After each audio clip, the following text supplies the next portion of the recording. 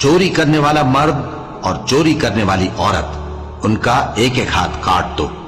ये उनके करतूतों की सजा और अल्लाह की तरफ से इबरत के तौर पर है, और अल्लाह जबरदस्त है, साहिब हिकमत है।